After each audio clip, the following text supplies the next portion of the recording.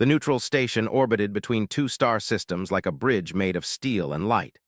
Station Meridian had been built to bring different civilizations together, a place where no weapons fired and all visitors came in peace. The long corridors hummed with the sound of life support systems and the footsteps of beings from across the galaxy. Captain Wilson stepped off the human transport ship with his back straight and his chin high. He wore his dress uniform, the blue and gray fabric fitting him well, the medals on his chest catching the artificial light. Around him, his delegation moved with purpose. These were humanity's first official traders and diplomats coming to meet the Empire face to face. They were unlike anything had seen in any report or video. They were tall and lean, their bodies seeming to be made of crystal that caught light and threw it in different colors. Their eyes were large and showed no pupils, just smooth surfaces that reflected everything around them. They moved with perfect control, their steps silent even on metal floors. Empress Lyra stood at the center of the greeting chamber. Her crystal form was larger than the others, deeper in color, and she wore robes made of material that seemed to be woven from pure starlight. She extended one long, smooth hand toward in the human gesture of greeting that her people had learned from their first contact reports. "Captain Wilson," she said, her voice like wind chimes and bells. "Welcome to Station Meridian. We have waited long to meet the humans in person." Took her hand. Her skin was cool and smooth, nothing like human flesh. He gripped firmly but gently. "Empress Lyra, thank you for this honor. Humanity comes seeking friendship and trade with your great empire." The Empress smiled, and somehow could tell it was a real smile even without a human face. She introduced him to the other in her group: scientists, military officers, traders, and administrators.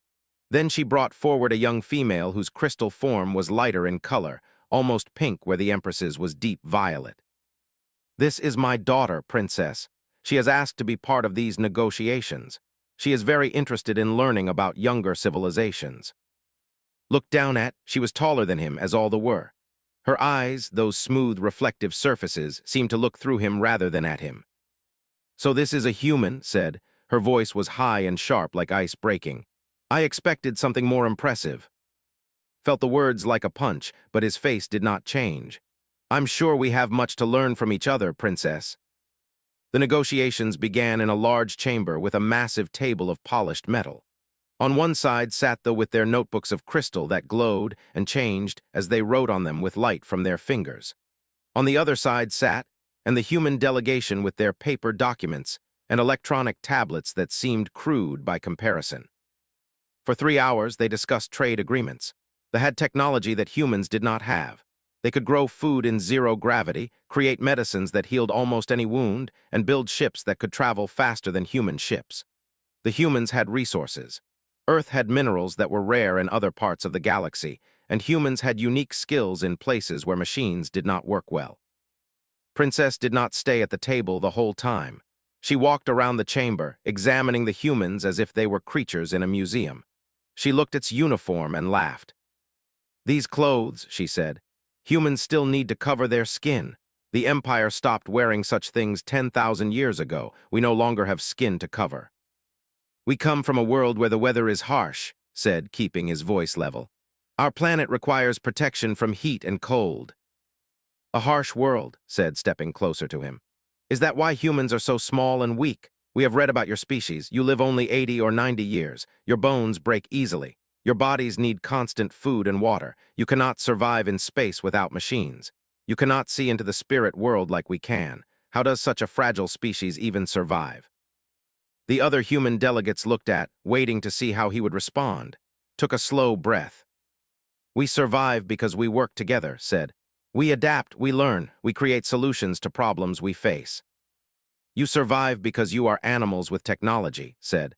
"We read your history. Your people kill each other in wars. You poison your own planet. You cannot control your emotions.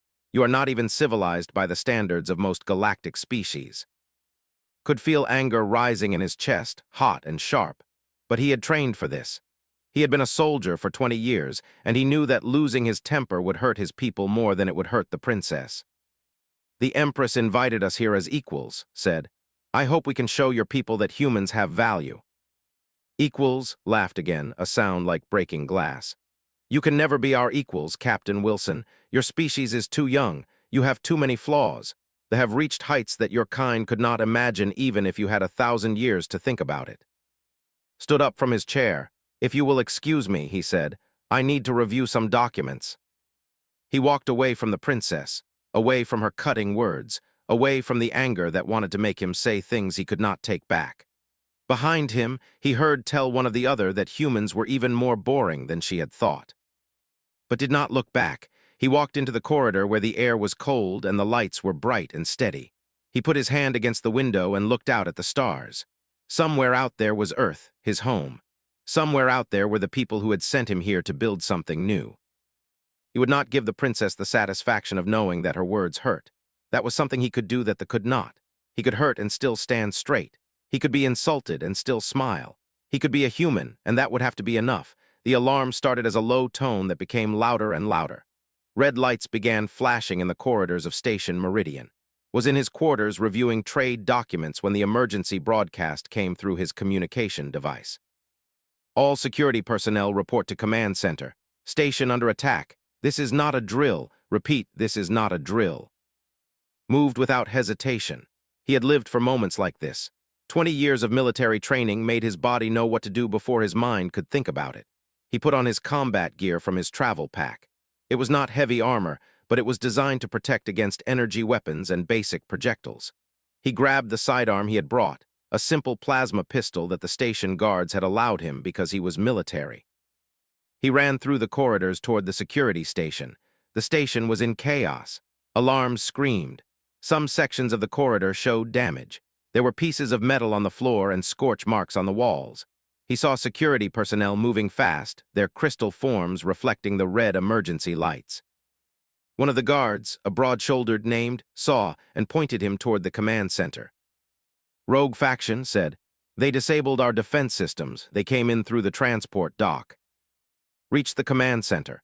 Station Commander Hayes was there, her face showing stress as she looked at screens displaying different parts of the station. The attackers were using technology that blocked psionic abilities.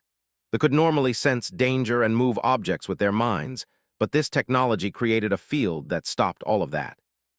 "Captain Wilson," Hayes said, "your military experience could help us. These attackers know how to fight against strengths. They are using conventional weapons and tactics." "What do you need?" asked. "We have civilian groups trapped in different parts of the station. The attackers have taken hostages. We have a group of young on an educational visit trapped in Sector 7. They are not trained for combat. We need them protected." Looked at the station map on the screens. Sector 7 was in the back part of the station, away from the main security position. To get there, he would have to move through at least 2 areas where the attackers had positions. "I'll go get them," said. "That is suicide," said. "You are one human with one weapon. They have 30 fighters with military-grade equipment." "Then I'll be quiet about it," said. He left the command center and moved fast through the corridors. He knew the station layout from the briefing he had received when he arrived. He knew where the service tunnels were, the old mechanical systems that humans had built into the station decades before. They relied on advanced technology, but knew that the rogue faction had disabled that technology. In the lower levels, he found a maintenance area with old hydraulic systems and mechanical gears. He moved through it carefully. Above him, through the metal grating, he could hear voices. The attackers were searching the corridors. One of the attackers dropped something near the grating. It was a communication device. Heard the voice of someone giving orders. "Check every corridor. They said the young ones are in Sector 7. The Empress will pay anything for them. Bring them alive." Crept forward. He found a maintenance ladder that led up to Sector 7. The corridor there was quiet. He opened a panel and looked out carefully. The young were in a sealed room, visible through a transparent wall. There were 4 of them, their crystal forms much smaller than the adults, almost translucent with color. They were pressing against the glass, looking scared.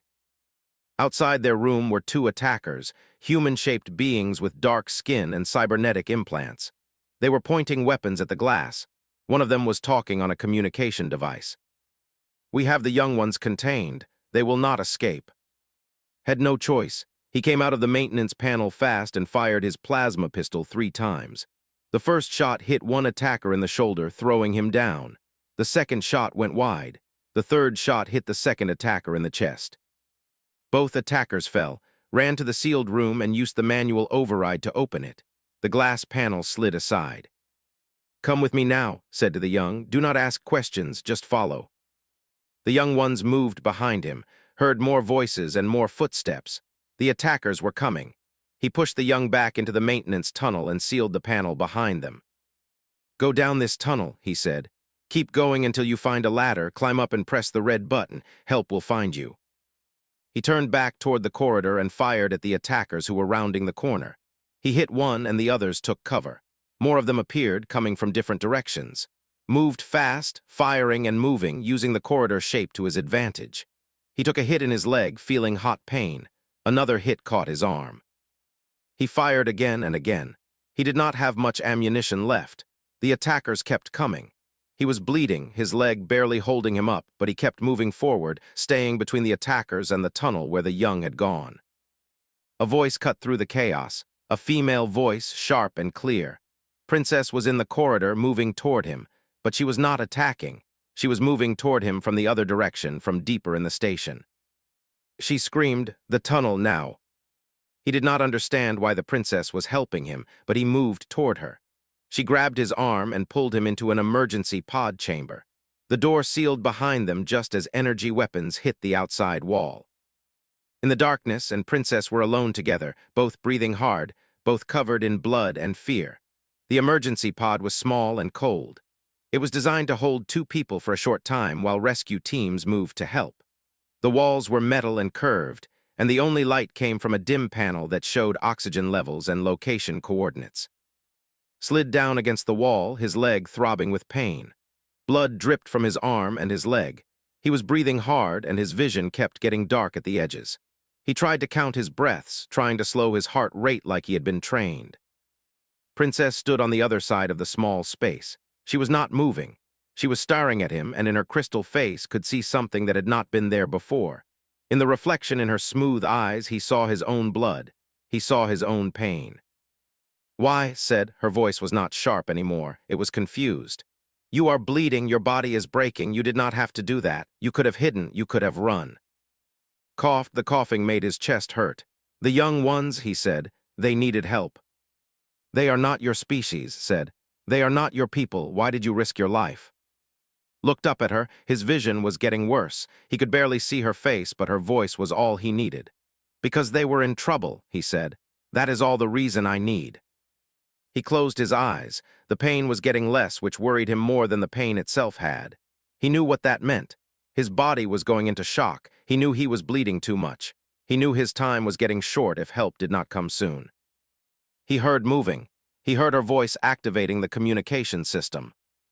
"This is Princess," she said. "Medical emergency. Sector 7, Pod 7. 1 human male, severe blood loss, 2 major wounds. I need emergency medical personnel now." There was a response and gave more information. She described his injuries. She described what she saw, and then she said something that made open his eyes. "This human saved young ones. This human gave his blood to protect them. You will treat him like a warrior." Time became strange after that. Sometimes was awake, and sometimes he was not. He remembered's voice. He remembered her asking him questions and him trying to answer but not knowing if the words came out right. He remembered her telling him not to close his eyes, that help was coming. He remembered the rescue team breaking through the pod door. He remembered medical personnel who looked like humans but moved like some kind of hybrid species. He remembered being lifted onto a stretcher. He remembered pain being sharp again instead of distant. When woke up for real, he was in a hospital bed in the station medical center. White walls surrounded him. Lights came from panels in the ceiling. His leg was wrapped in medical gel that felt cool and strange. His arm was wrapped in bandages made from something he did not recognize. An IV line was in his good arm, feeding him medicine through a thin tube. He tried to sit up and found that he could not move much. Pain shot through his leg. He lay back down and waited. A door opened and Princess entered. She was not covered in blood anymore. She looked clean and calm. But something in her face was different from before. Something had changed. "You are awake," she said. "The medical team said you would sleep for a long time. Your body is healing fast for a human. The doctors said that humans have good healing power if they survive the first hours." "The young ones," said, his voice rough and quiet. Are they safe? They are safe, said. They told the rescue team that you protected them, that you stood between them and the attackers, that you made them run while you fought. Closed his eyes, then it was worth it. Was quiet for a long time. Thought she had left, but then he heard her voice again. When we first met, I said you were weak, she said. I said your kind was fragile and useless. I was wrong. Opened his eyes. Was looking away from him, looking at the walls of the medical room. I watched the recording of what happened in Sector 7, she continued. I watched you move. I watched you think fast and use the station against the attackers in ways I did not understand. I watched you bleed and keep moving. I watched you put yourself in front of danger to protect beings you did not know. She turned to look at Now. Weakness is not having a body that is fragile, said. Weakness is being afraid to sacrifice. I have never seen a do what you did. We are too strong. We are too advanced. We do not need to be brave because we cannot be hurt easily. But you are hurt. You are bleeding, and still you chose to protect others. Did not know what to say. You are a true warrior, said. I did not know humans could be like this. I did not know anyone could be like this. And I was wrong about you. I was wrong about your species. I was wrong about many things. She sat down in a chair next to his bed. I will stay, she said. I will make sure you heal. It is the right thing to do. And she did stay. For the next 3 days, while recovered in the hospital, Princess sat by his side. Empress Lyra arrived at Station Meridian 1 week after the attack. Her ship was large and magnificent, covered in light that seemed to come from within the crystal itself. When she entered the medical center where was recovering, her presence filled the entire room. She went directly to his bed. He tried to stand, but she placed one smooth hand on his shoulder and pushed him back down gently. Rest, Captain Wilson, she said. Your body is still healing. I have come to thank you for what you have done. Empress said, his voice still weak. It was my duty. It was more than duty, Lyra said. She turned to face the window, looking out at the stars.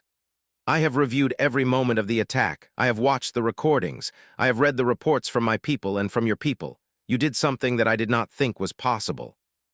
She turned back to face him. You were outnumbered 30-1, she said. You were bleeding and hurt. You had no backup, and you knew that your weapons were weaker than theirs, and yet you created a plan. You used the old systems of this station, the mechanical parts that my people have forgotten about. You used the shape of the corridors. You used speed and timing. You did things that no military officer could have done.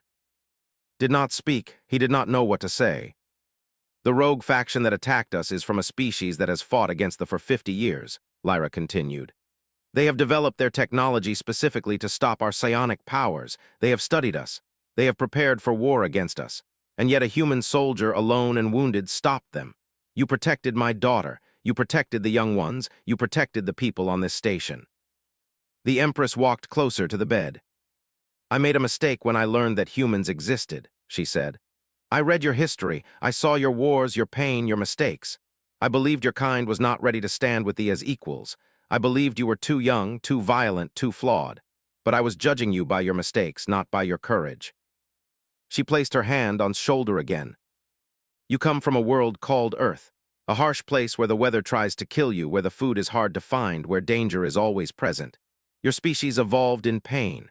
You learned to survive by working together, by thinking in ways that machines cannot think, by choosing to help each other even when it costs you everything. That is not weakness. That is strength of a kind that they have forgotten. Listen to every word. Tears were in his eyes, though he did not want them to be. He was a soldier. Soldiers did not cry. But the Empress did not seem to judge him for it. I am going to make a declaration, she said. It will change how the Empire looks at humanity. It will change how we do trade.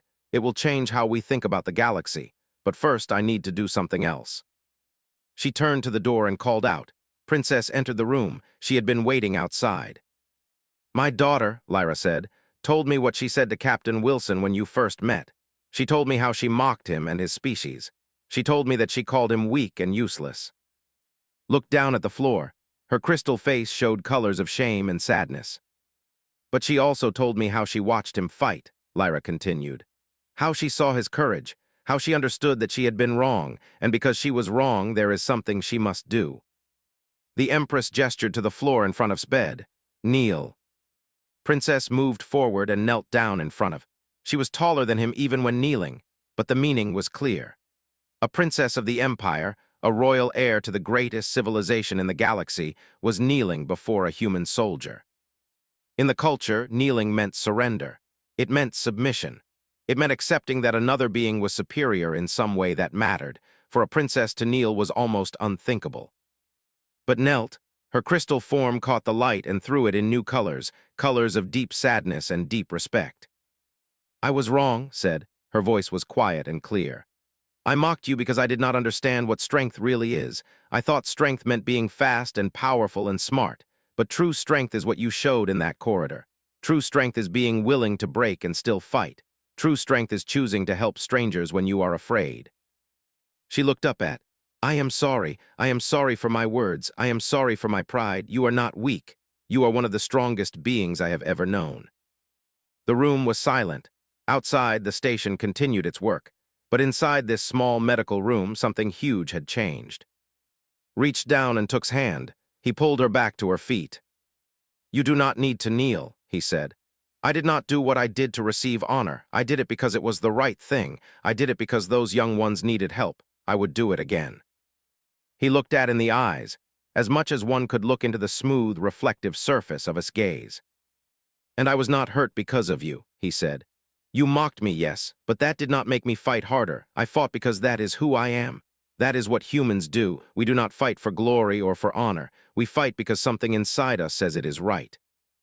The Empress smiled, and somehow could tell it was a deep and genuine smile. "This is why I am declaring that humanity will be recognized as an equal species to the," Lyra said. "Not because of weapons or technology, but because of this. Because you teach us what we have forgotten. Because you show us that strength and honor come in many forms. Because you remind us why civilization exists in the first place." She extended her hand to again, the same gesture she had made when he first arrived. "Welcome to the galactic community as true equals, Captain Wilson. Welcome home." 4 weeks after the attack, walked out of the medical center. His leg was healed. His arm was strong again. The medical team said his human healing was faster than they expected, but that humans needed more rest and more food than did not mind. He liked eating. Food was one of the good things about being human. Princess was waiting for him in the corridor. She had spent most of the last 4 weeks with him, talking and learning about each other. She had asked him questions about Earth, about humans, about the way his mind worked. Had asked her questions about their abilities, about the galactic political systems. "You are leaving today," said. It was not a question. "I need to return to Earth," said. "Command wants a full report. They want to know about the trade agreements. They want to know about the Empire." "And what will you tell them?" asked. Thought for a moment. "I will tell them the truth. I will tell them that they are powerful and advanced. I will tell them that your Empress has made a brave choice to recognize humanity as equals, and I will tell them about you." "What will you tell them about me?" asked. She was looking away from him, looking down the corridor. "I will tell them that I met a princess who believed she was superior to all other beings," said. "A princess who was proud and sharp with her words. But I will also tell them that when it mattered, she understood the truth. That she was brave enough to change her mind. That she cared about a human soldier even though she had mocked him just hours before." Turned to look at him. "I did not understand," she said, "but I am learning."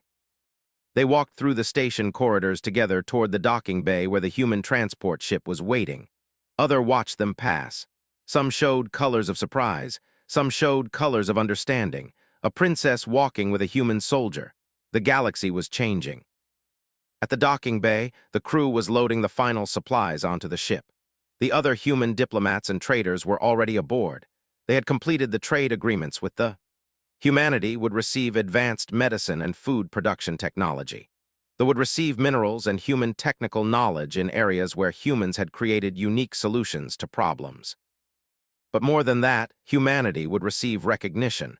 Humanity would be treated as equals in galactic politics. Human soldiers would be respected. Human traders would not be looked down upon. Humanity had a place now in the larger community of civilizations. "You have to go," said. "Yes," said. "Will you come back?" she asked. Thought about this. He thought about Station Meridian and the attack that had changed everything. He thought about the young he had protected. He thought about his first words to him, filled with contempt.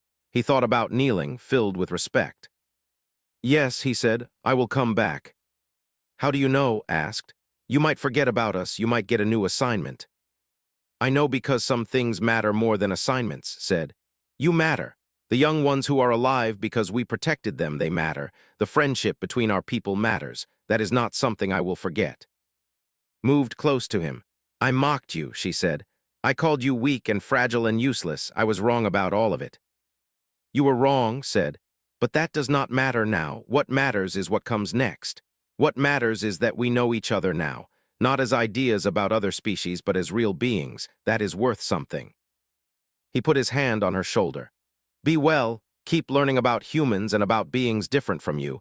Keep trying to understand before you judge. That is the greatest strength any being can have. He turned and walked toward his ship. At the door, he looked back at her one final time. She was standing alone in the docking bay, her crystal form catching the light, her colors showing deep blue and deep red, colors of sadness and understanding mixed together. The transport ship rose into space.